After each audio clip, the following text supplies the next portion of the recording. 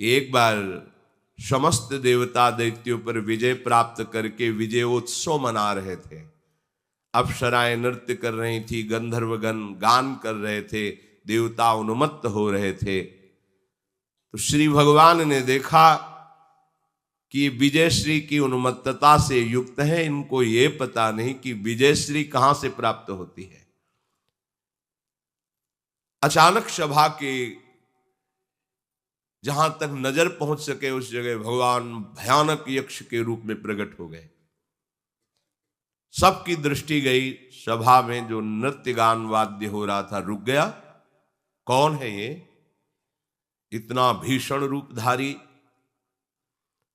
और त्रिभुवन में ऐसा कौन है कि देवराज इंद्र की सभा में ऐसे अवहेलनात्मक भाव से खड़ा है। पहले तो आकर प्रणाम करना चाहिए, क्योंकि देवराज इंद्र त्रिभुवन के सबसे बड़े देवता हैं, देवाधि देव पदवी है उनकी, समस्त देवताओं के राजा हैं, इसीलिए देवताओं के इंद्र हैं। ये कौन है जो बिना नमस्कार किए ऐसे ही खड़ा है। देवराज इंद्र ने कहा कि परिचय प्राप्त करके लाओ। भगवान पवन देव जी गए, कहा तुम कौन हो। उनका पहले आप अपना परिचय बताइए। बोले मेरा नाम पवन देव है, मरुत। प्रभाव क्या है आपका? हम चाहें तो पूरे त्रिभुवन को एक क्षण में नष्ट कर सकते हैं। प्राणवायु के रूप में हमारा ही बल है और पूरे त्रिभुवन को एक सूखे तिनके की तरह उड़ाकर नष्ट कर सकता हूं। तो एक तिनका प्रकट किया यक्ष भगवान ने, कहा केवल बातें ही बनाते हो कि सामर्थ्य भी, जरा इस तिनके को उड़ा के दिखाओ। पवन देव जी के सामने ऐसी बात कह देना है तो बहुत उपहासास्पद हुई।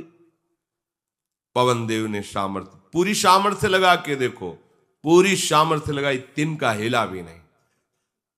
तुम तो कहते थे हम त्रिभुवन को तिनके की तरह उड़ाकर नष्ट कर सकते हैं, मेरा नाम पवन देव, मेरा ऐसा प्रभाव, कहां गया तुम्हारा प्रभाव?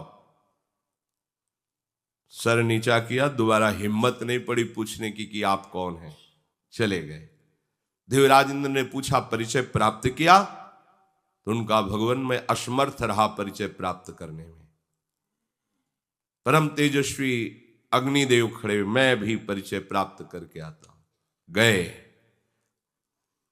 कौन हो तुम? तो आप कौन हैं? आप अपना परिचय पहले दीजिए।